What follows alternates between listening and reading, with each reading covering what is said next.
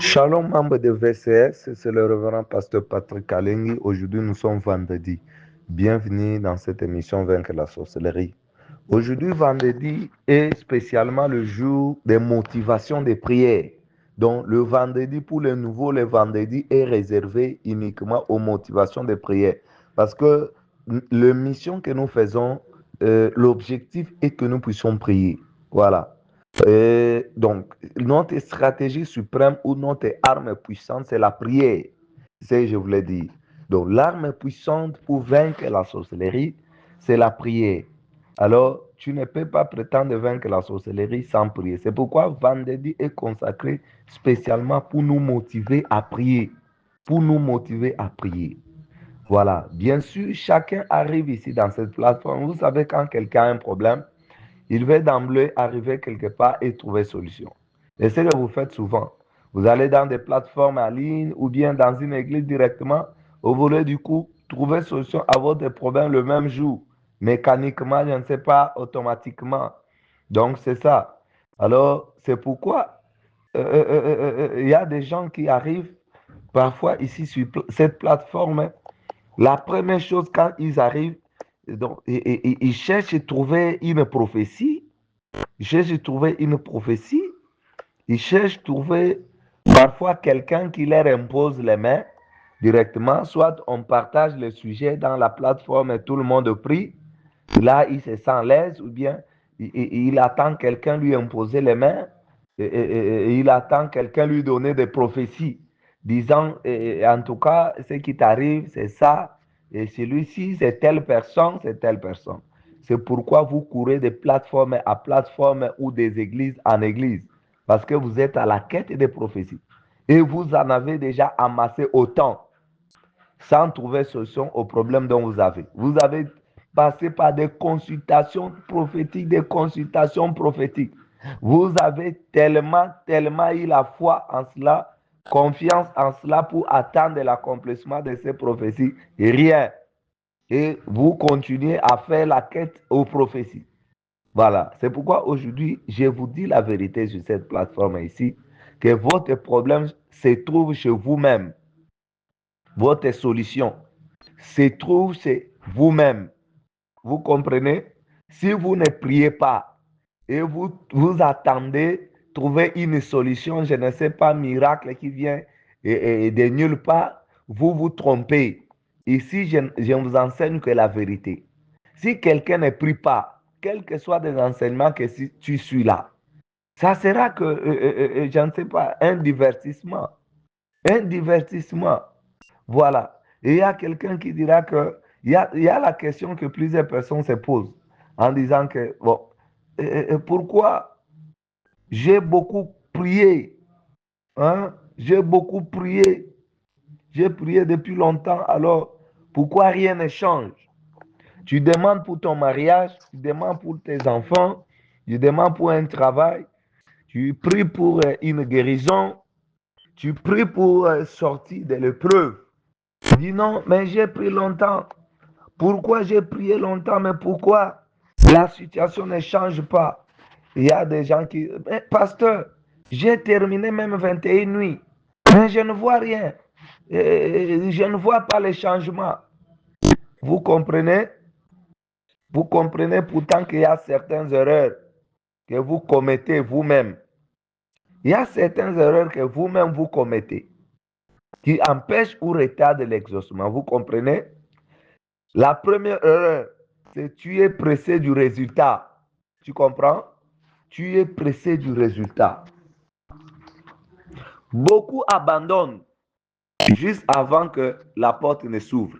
Vous comprenez? Donc tu abandonnes avant que la porte ne s'ouvre. L'impatience peut te faire perdre ton exaucement. Tu comprends? L'impatience peut te faire perdre ton exaucement. Surtout quand tu commences ton programme de prière. Tu verras encore la main de l'ennemi devient pesante sur toi. Tu comprends? Oui, il faut être conscient. Quand tu commences tes programmes de prière là, tu veux déboulonner le système de la sorcellerie de votre famille. Tu veux détruire les œuvres des ténèbres qui t'avaient déjà vu comme leur nourriture depuis longtemps, leur source de ravitaillement. Alors tu veux interrompre, mais c'est comme si tu veux jouer à leur intérêt. Et tu verras encore la main de l'ennemi sera encore pesante sur toi. Je te dis pesante sur toi. Beaucoup de problèmes vont se créer. Des gens deviennent contre toi, tu tombes malade, il y a des cauchemars terribles, tu passes nuit enfamée, on chasse tes enfants de l'école à cause des frais scolaires, ou on maltraite même tes enfants à l'école là-bas par des enseignants ou les collègues. Tu vas avoir beaucoup de rapports. Les créanciers que tu avais déjà oubliés, qui avaient cessé de t'embêter, viennent encore t'acculer, te menacer de payer sa dette, même si ça fait déjà longtemps. C'est comme si on a bougé quelque part pour que tout le problème se déchaîne contre toi. Et là, tu penses même abandonner. C'est ça exactement ce que l'ennemi attend de toi. C'est ça la raison même de ces attaques contre ta vie. Et sûrement, beaucoup abandonnent. Je vous dis, beaucoup abandonnent. Et sûrement, ils abandonnent.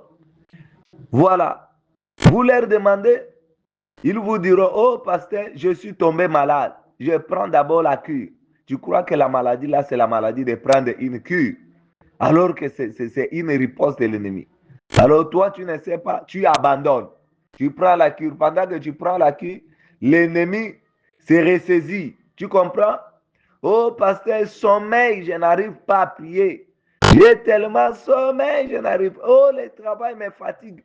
Plus moyen de prier. Ceci n'a pas commencé aujourd'hui. Ceci n'a pas commencé. Tout ce que tu es en train de dire là n'a pas commencé aujourd'hui. C'est la stratégie de l'ennemi depuis longtemps. Lisons la parole de Dieu, Exode chapitre 5, verset 4, et nous allons descendre.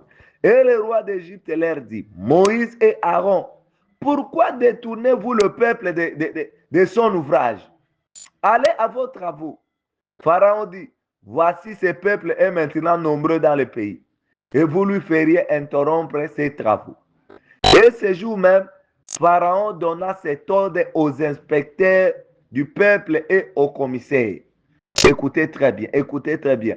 Vous ne donnerez plus, comme auparavant, de la paille au peuple pour faire des briques, qu'ils aillent eux-mêmes ramasser de la paille. Vous leur imposerez néanmoins la quantité de briques qu'ils faisaient auparavant. Vous n'en retrancherez rien, car ce sont des paresseux. Voilà pourquoi il écrit en disant, allons offrir des sacrifices à notre Dieu. Vous comprenez? Est-ce que vous comprenez vraiment ce que nous sommes en train de lire? Voilà. Le verset 9. L'objectif maintenant de l'ennemi, c'est quoi? C'est là où il y a l'objectif. Que l'on charge de travail ces gens, qu'ils s'en occupent et ils ne prendront plus garde à des paroles de mensonges. Vous comprenez? Donc, Pharaon dit aux inspecteurs qu'il charge encore le travail, que la main devienne encore de plus en plus pesante.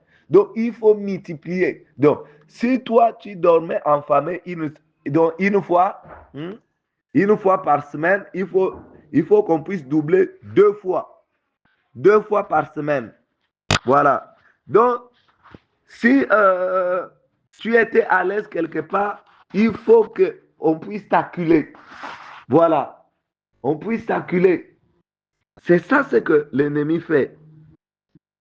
Maintenant, c'était quoi les résultats de la stratégie de Pharaon? C'est quoi le rendement selon ses attentes aux enfants d'Israël?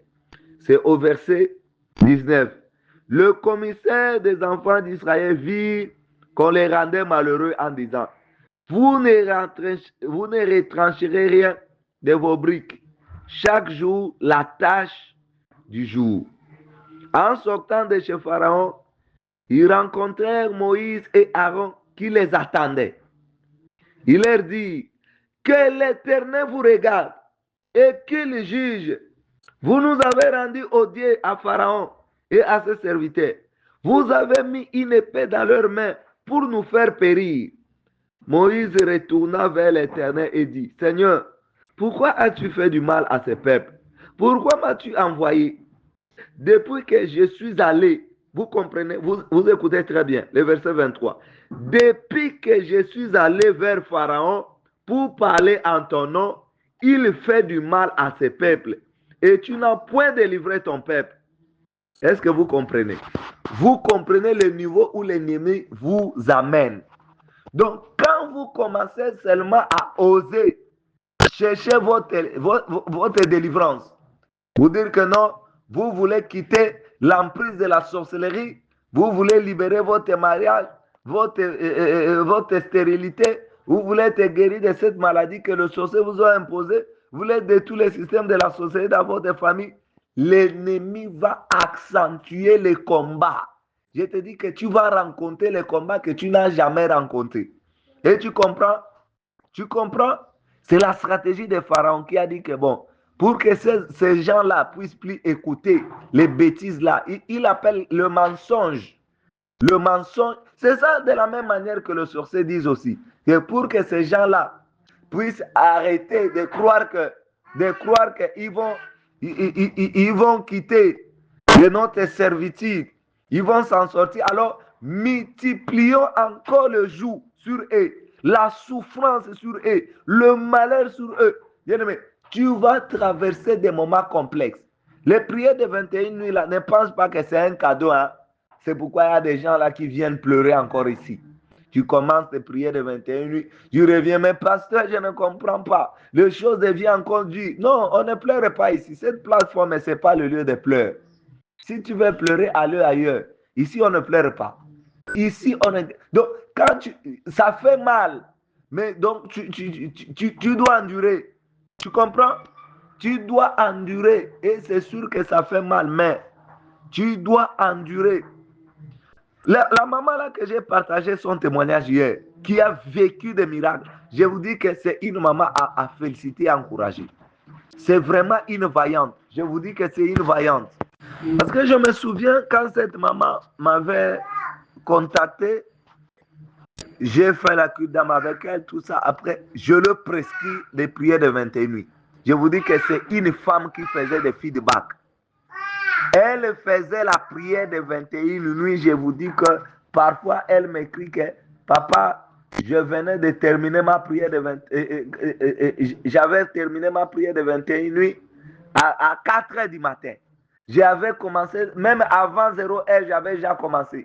Soit à 0 heure, j'ai commencé et j'ai terminé à 4 heures. Papa, j'ai prié sérieusement.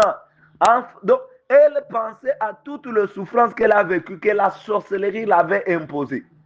Imaginez, tu as étudié, tu as des diplômes, tu es au foyer, il n'y a pas un travail, et rien ne marche. Quand tu veux commencer un commerce comme ça, rien. Donc tout est gâté et tu es resté comme ça là. Tu ne fais rien. C'est ça aussi, c'était sa situation. C'était ça, la sorcellerie avait tout bloqué, tout gâté. Et je vous dis qu'elle avait aussi des ripostes. Je me souviens de son audio quand elle disait que papa, ici je suis malade.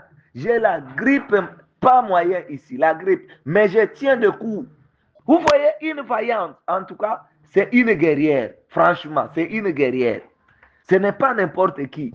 Vous croyez que Pharaon va vous laisser comme cadeau comme ça là? Vous venez, vous dormez, vous ronflez. Pasteur, mais ici vraiment, est-ce que tu peux m'expliquer mon problème, c'est quoi? Pasteur, qui me fait ça? Ah, ce n'est pas ici, s'il te plaît. Peut-être que tu as perdu l'adresse. Ce n'est pas ici. Ici, nous formons des guerriers et des guerrières. Si tu ne veux pas devenir guerrier ou guerrière et tu attends vraiment faire un témoignage, en tout cas, franchement, malheur à toi. Malheur, c'est malheureux. Donc, tu ne veux pas combattre. Tu penses qu'il y a quelqu'un, comme la situation de qui de Naman.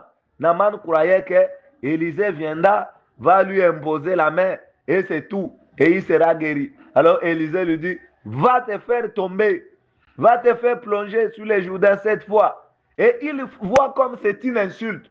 Et il y a des gens, quand je leur dis que fais des prières de 21 nuits, donc, il me voit comme un fantôme. Ah, 21 nuits. Moi, je croyais que tu vas me soutenir dans la prière, tu vas prier seulement pour moi, ou bien tu vas faire ceci. Tu me dis encore 21, bien aimé, les 21 nuits là d'ailleurs, c'est rien. C'est rien. Cette maman ici que j'ai partagé son témoignage hier, j'ai encore suivi son audio. Hier, j'étais en train de parcourir encore certains de ses audios. Elle me disait quoi, pasteur, je vais aller jusqu'au bout.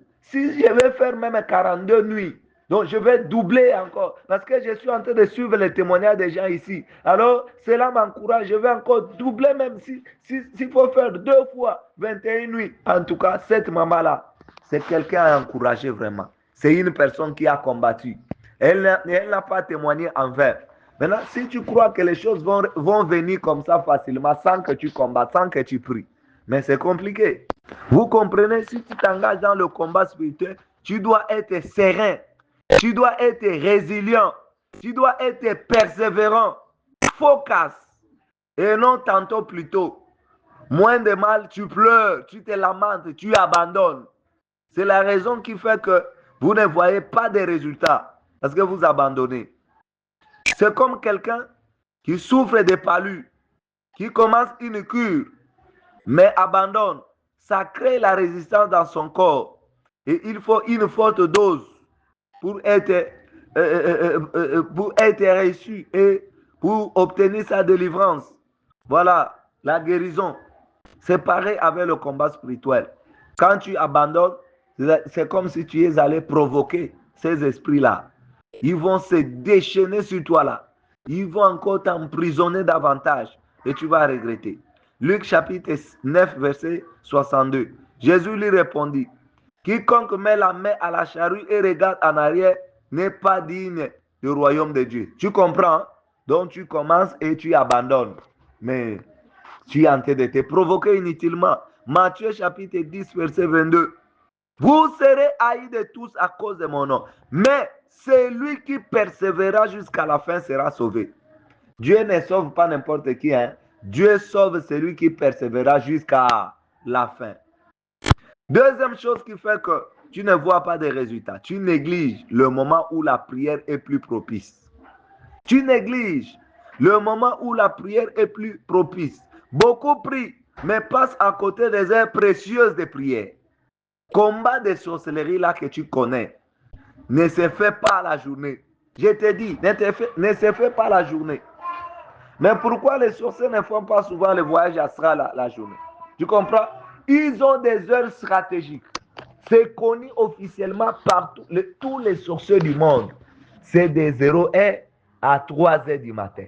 C'est là où ils font beaucoup plus des opérations occultes. Donc, ils peuvent opérer la journée, ils peuvent opérer d'autres heures, mais le moment reconnu officiellement, où il y a beaucoup d'entités même, des entités occultes qui sont mobilisées, c'est de 0h à 3h. Alors, quand tu combats la sorcellerie la journée, tu es en train de perdre ton temps, tu gaspilles tes munitions. Quand tu choisis de prier la journée, tu feras 100 ans sans vaincre la sorcellerie.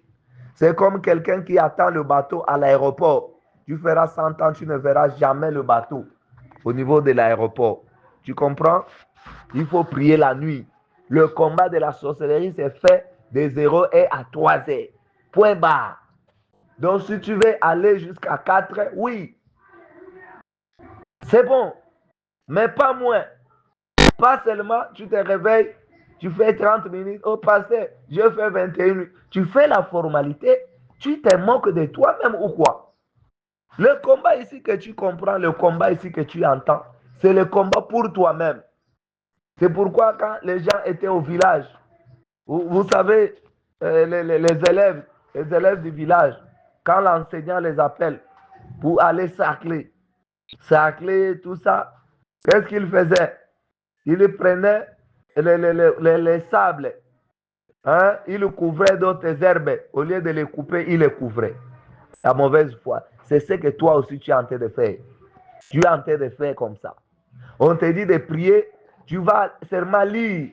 Tu crois qu'on lit ici? Regarde, ce sont des sujets de prière qu'il faut prier avec ferveur. Tu penses à toutes les années de souffrance, tout ce que les sorciers t'ont fait, tu pries sérieusement. Tu pries intensement. Tu pries avec rage. Ce ne sont pas des prières qu'il faut lire comme un discours. Et tu dis, je fais 21 nuits, je n'ai rien vu. Franchement, tu te moques de toi-même. 3. Tu pries, mais sans véritable présence du cœur. La prière n'est pas une formule mécanique. Il faut prier avec certitude d'être exaucé. Invoquer tout en étant distrait, sans conviction. Prier tout en étant distrait, sans conviction, ni espoir et sans impact. Tu comprends? Sans impact. Matthieu 21, 22. Tout ce que vous demanderez avec foi par la prière, vous les recevez. Donc la prière doit se faire avec conviction. Tu comprends? Avec foi, avec conviction. Ce n'est pas je vous salue Marie ici, je vous dis. Ici, ce sont des prières de combat. Ce sont des prières, c'est une guerre spirituelle. Pour vaincre la sorcellerie, c'est un combat. Il faut que les armes se retentissent.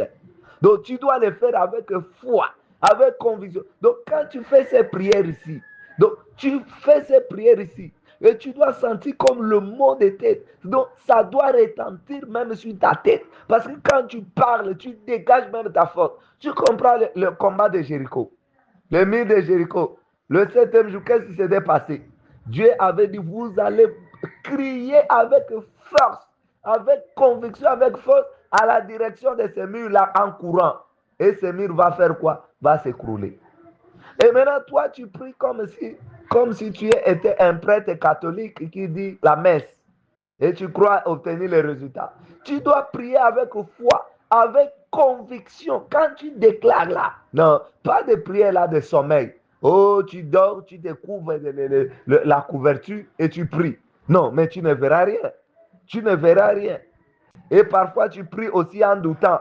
Donc, tu pries vite, vite pour que les 21 nuits puissent s'accomplir et tu viens dire que parce que j'ai fait 21 nuits, c'est comme une formalité. Jacques chapitre 1, verset 6 à 7. Mais qui la demande avec foi, sans douter. Car celui qui doute est semblable au flot de la mer, agité par le vent et poussé de côté et d'autre. Qu'un tel homme ne s'imagine pas qu'il recevra quelque chose du Seigneur. C'est un homme irrésolu, inconstant dans toutes ses voies. Tu comprends? Je ne commente pas là-dessus. Parce que tu comprends déjà, tu as lu ce que tu as écouté ce que j'ai lu. Quatrième chose, ton Seigneur te réserve peut-être quelque chose de meilleur. Parfois, Dieu ne donne pas ce que tu demandes parce qu'il sait que tu ignores. Il peut repousser un mal, retarder pour un moment meilleur, remplacé par quelque chose de plus bénéfique. Ce retard n'est pas forcément un rejet. Voilà. Cinquième chose, tu oublies que la prière est déjà une réponse. Donc, quand tu fais déjà la prière, c'est déjà une réponse. Tu comprends? Alors, quand tu ignores ça, tu oublies. Tu crois que non. Quand tu fais la prière, oh patati patata, là, en tout cas, tu es en train de te tromper. Daniel chapitre 10, verset 12. Il me dit, Daniel, ne crains rien, car dès le premier jour où tu as eu à cœur de comprendre et de t'humilier devant ton Dieu, tes paroles ont été entendues. Et c'est à cause de tes paroles que je viens. Beaucoup vivent sans prière. Toi, Dieu t'a ouvert cette porte. Ici, Dieu dit à Daniel quoi? Le même jour, dès qu'il a eu à cœur. Donc, il n'a même pas encore commencé la prière, le programme de 21 jours de prière qu'il allait faire. Donc, dès qu'il avait déjà eu à cœur, c'est monté dans son cœur qu'il devait faire 21 jours de prière. Dieu l'avait déjà exaucé, il avait déjà envoyé la réponse. Malheureusement, l'ange était bloqué. Était bloqué. Voilà. Marc chapitre 11, verset 24. C'est pourquoi je vous dis, tout ce que vous demanderez en priant, croyez que vous l'avez déjà reçu. C'est déjà au présent. Et vous le verrez s'accomplir. Donc, la prière est déjà une réponse. Quand tu pries déjà, tu as déjà une réponse. Tu comprends? Tu as déjà une réponse. Donc, ne cesse jamais de prier. Ce que tu demandes peut être accordé aujourd'hui, demain, ou transformé à un bien immense que tu découvriras plus tard. Aucune prière ne va en vain. Tu comprends? Aucune prière sincère ne se perd auprès de Dieu. Tu comprends? Quand tu pries, ça ne part pas comme ça. La Bible dit tout ce qu'un homme aura semé, il le moissonnera. Donc tout, sans exception. On a parlé dans le contexte des offrandes, mais aussi dans tout ce que tu fais dans la vie. Ça revient. Tout ce que tu fais, ça te revient. Hein? Ça te revient. Tout ce que tu fais dans ce monde, ça te revient. Même la prière que tu fais là, ça te revient.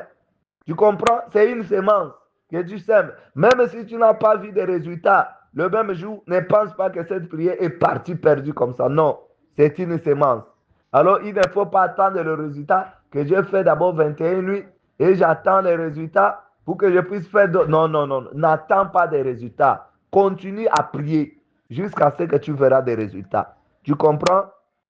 Il y a quelqu'un du monde, un président qui avait dit, Thomas Sankara, il avait dit, l'esclave qui n'est pas capable d'assumer sa révolte ne mérite pas qu'on s'apitoie sur son sort. Tu comprends? Ah, c'est-à-dire que toi-même là, tu dois assumer ta révolte pour t'en sortir dans des prières. Dans des prières. Dans des prières. Si tu n'assumes pas ton révolte, mais c'est compliqué. Dans ces royaumes, seul le combattant se tient debout. Dans le royaume de Dieu, seul le combattant se tient debout. Seul le combattant s'élève. Si vous faiblissez au jour de détresse, c'est que votre force est petite. Vous comprenez? Tu as des stress, des problèmes. Ah, tu abandonnes parce que je n'arrive même pas à prier. Je ne sais même pas comment prier parce que tu as des problèmes. Là, c'est que votre force est petite. Dieu a dit à Josué, fortifie-toi et prends courage. Il lui a répété 3 fois dans Josué chapitre 1, verset 6, verset 7 et le verset 9. Fortifie-toi et prends courage. Donc, si vous n'êtes pas fort, Dieu ne peut pas vous aider. Ne vous complaignez pas. Il n'y a aucune tentation qui vous soit particulière. Quelqu'un est passé par là avant vous. Comprenez? Quand tu vois que le combat devient intense, qu'est-ce qu'il faut faire? Augmente aussi ton niveau de prière. Ajoute la durée à ta prière. Si tu priais 1 heure du temps par jour, si tu vois que le combat devient intense, multiplie ça fois 2. C'est combien? 1 fois 2, c'est 2.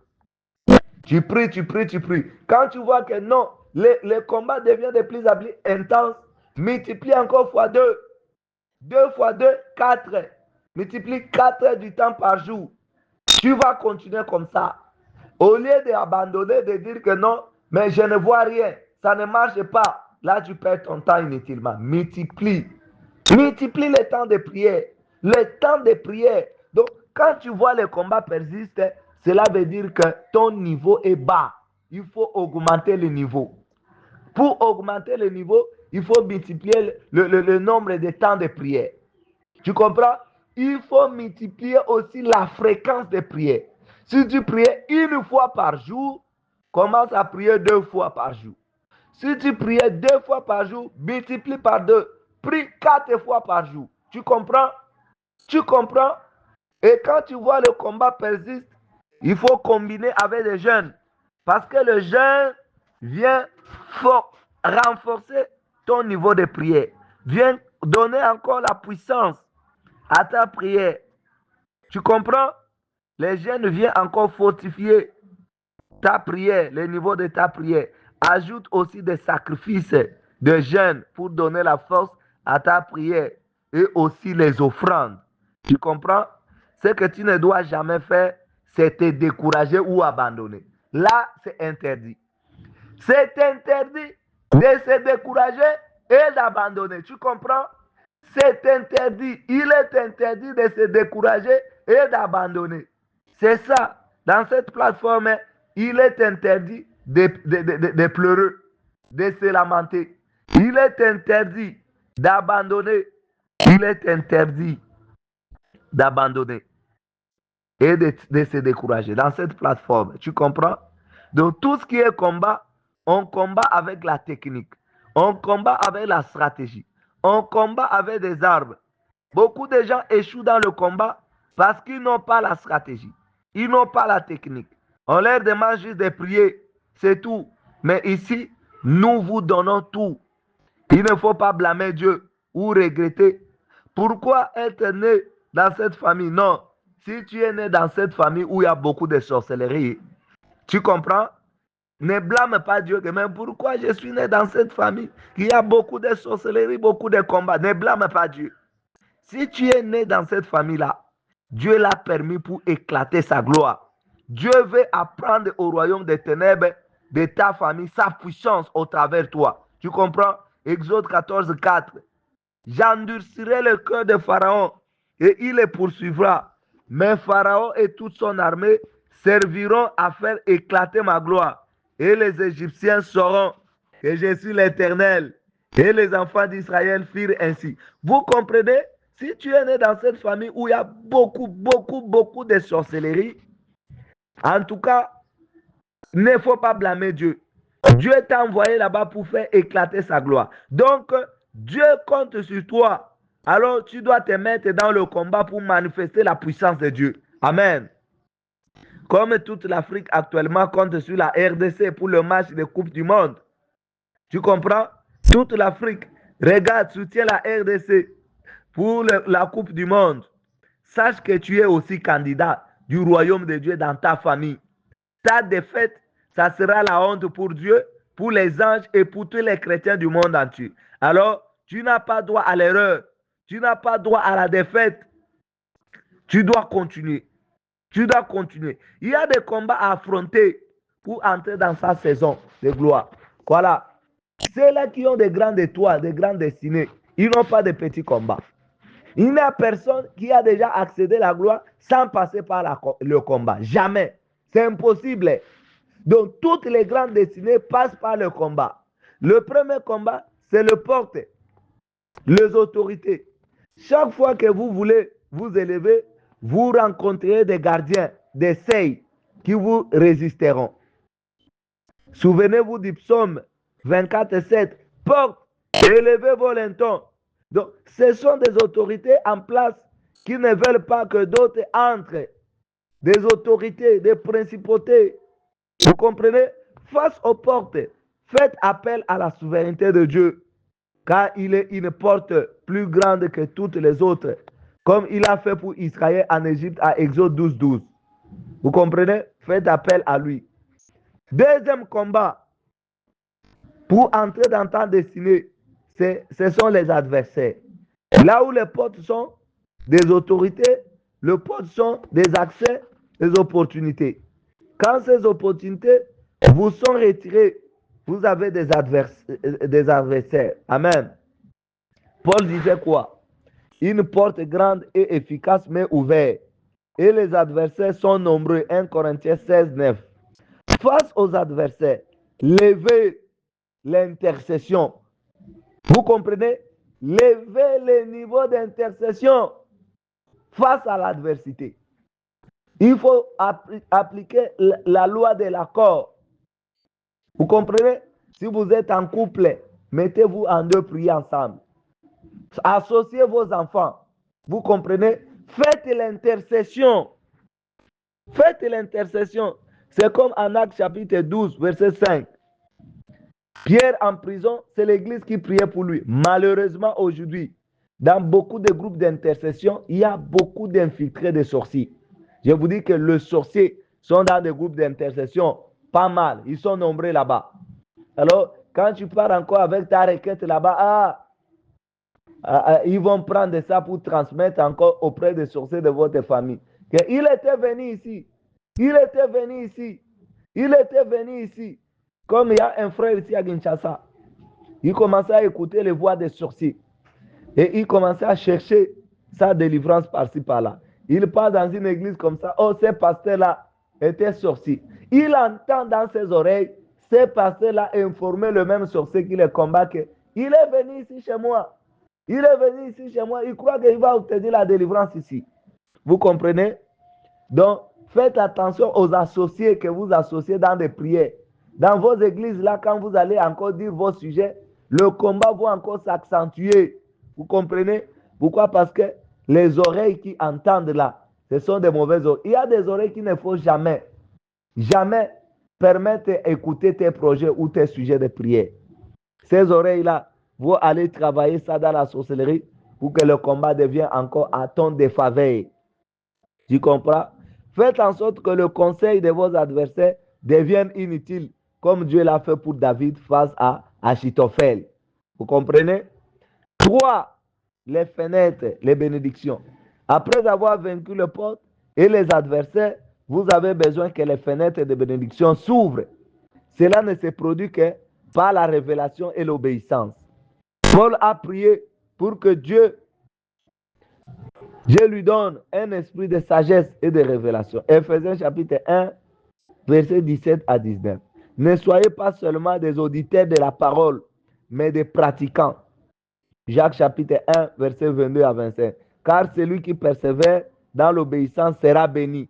Si quelqu'un ne connaît pas la capacité des nuisances de la sorcellerie, il va s'amuser de croiser les mains sans prier et ne mener aucune action. Vous comprenez? Vous n'avez pas de choix que de prier. Vous n'avez pas de choix que de prier. Il y a une femme qui était venue de l'Europe. Il est venu en Afrique ici, en Afrique, dans un pays de l'Afrique là. Donc, il y a un sorcier qui l'a empoisonné. C'est lui-même le sorcier qui disait, lors des aveux, il dit que j'avais, parce que quand nous faisons des aveux de sorciers, il doit dire tout ce qu'il a fait là-bas dans la sorcellerie. Nous devons les questionner sur ça. C'est ça la condition pour sa délivrance. S'il ne dit pas, il ne sera jamais délivré. Jamais. Alors, il fait des aveux, il dit qu'il avait empoisonné sa tante qui était venue de l'Europe. Il a empoisonné. Et la tante est morte. Les sorciers là, on ne joue pas. Le combat de la sorcellerie, on ne s'amuse pas. Sa tante est morte sur place.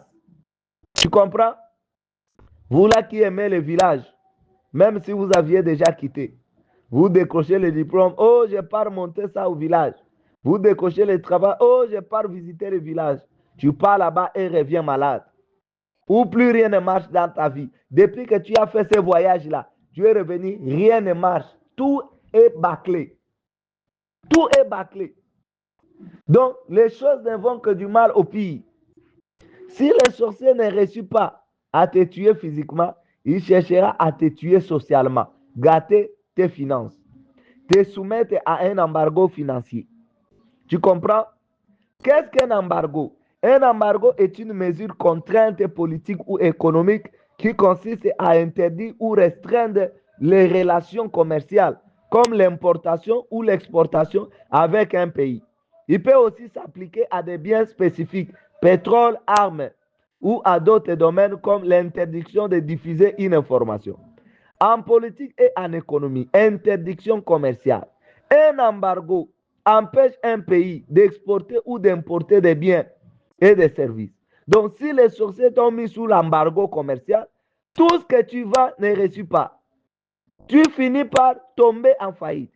Soit tu vends, mais pas de clients pour tes marchandises ou tes services. Les sorciers vont fermer le cœur des gens pour ne pas t'aider.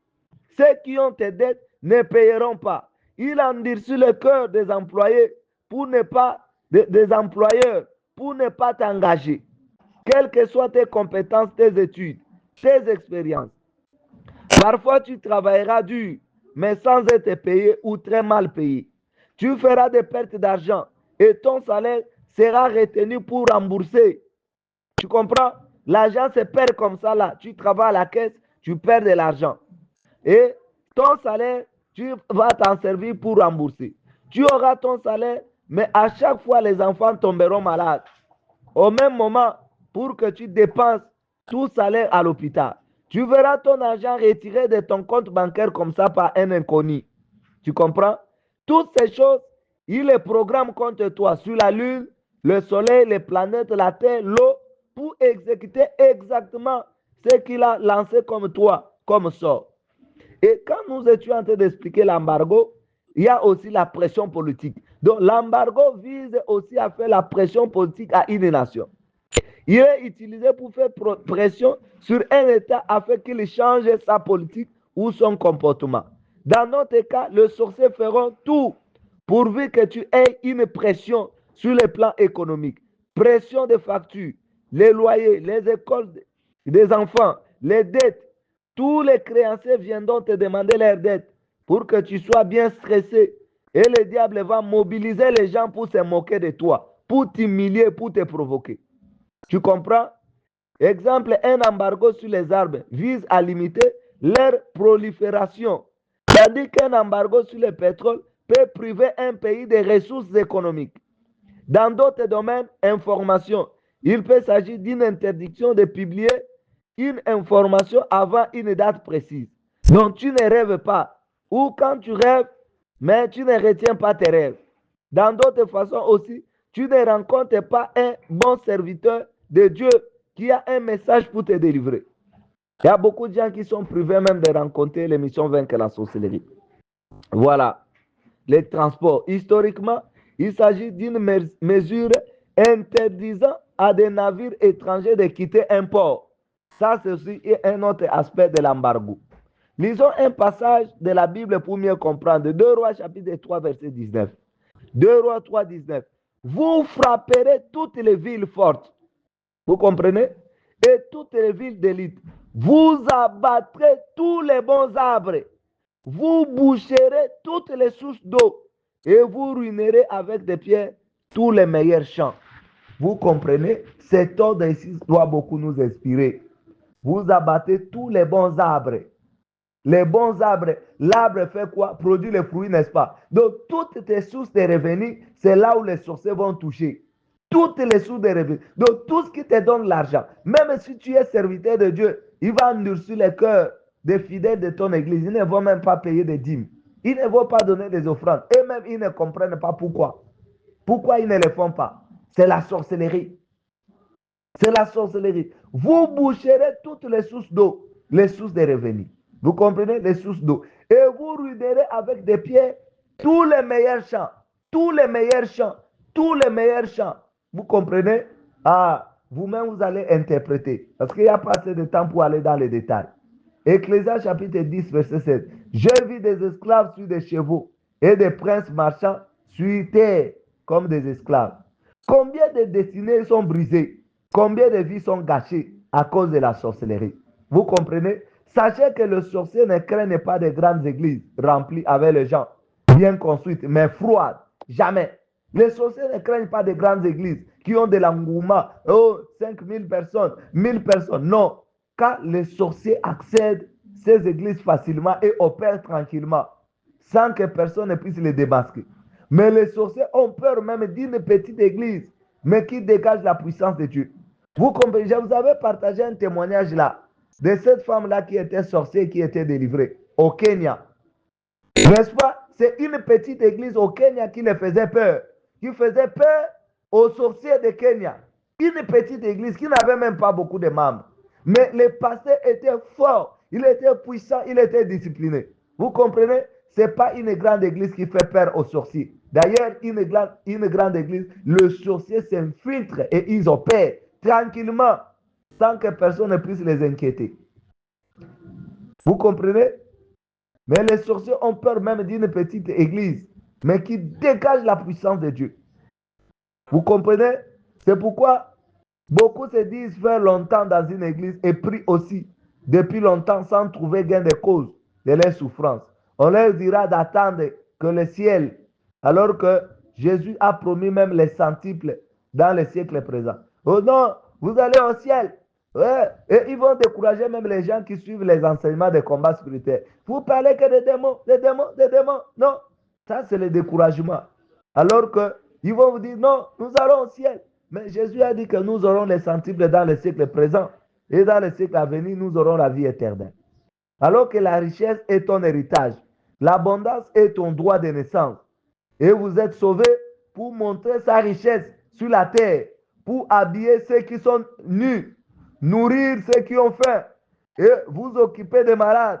Voilà, c'est pourquoi il vous a envoyé dans ce monde. Mais curieusement, vous êtes membre d'une église où vous communiez, vous donnez vos offrandes, dîmes, actions de grâce, donc, mais rien ne marche. On ne vous aide même pas. Vous allez expliquer vos histoires, des cauchemars, des maris de nuit, des femmes de nuit, des blocages, des rêves. Vous expliquez, mais le pasteur vous demande seulement de prier. De prier, c'est tout.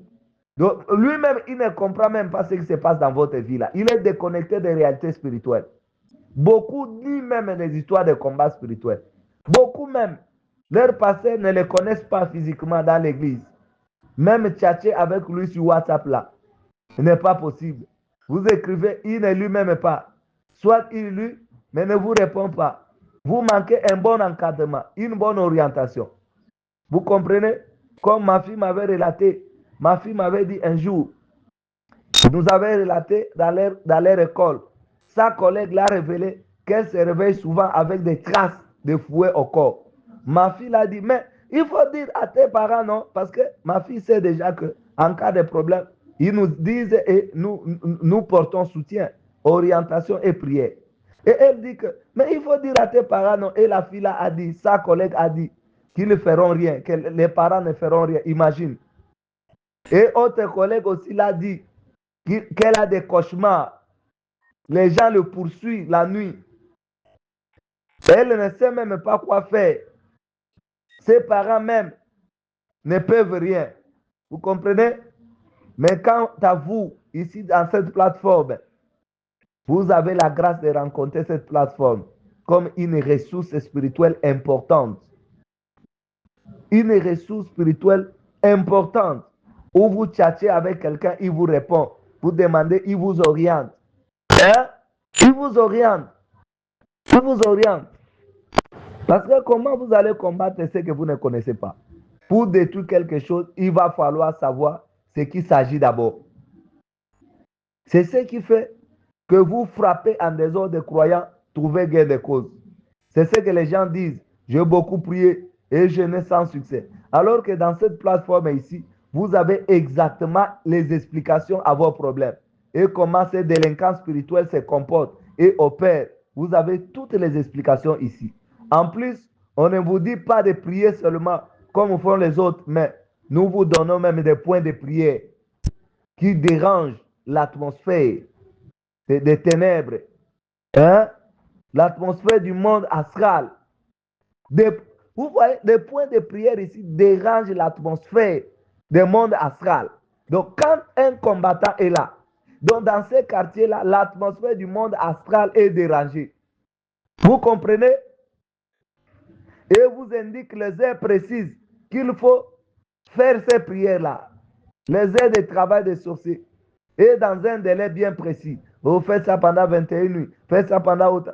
Ici, on s'en fout des insatisfaits ici. Vous comprenez? Moi là, je m'en fous des insatisfaits. Oh, parce que je n'arrive pas à comprendre. Je ne vois rien. On s'en fout. Parce que vous savez, il y a des insatisfaits. Dans le millénium, les règnes de Christ pendant 1000 ans sur la terre, il y aura toujours des personnes qui ne seront pas satisfaites. Pendant le règne de Christ, 1000 ans sur la terre, il y aura des insatisfaits, je vous dis. Des personnes qui ne seront pas satisfaites et qui se rébelleront. Ils vont se rébeller plus tard, pendant la guerre de Og et de Magog. Vous comprenez? Donc, si tu es ici, tu dois prier comme fou. Tu dois prier comme un fou. Dès que tu as accès à cette plateforme de vaincre la sorcellerie, cherche la prière de 21 nuits. Cherche ça. Prie comme un fou. Chasse les sommeils.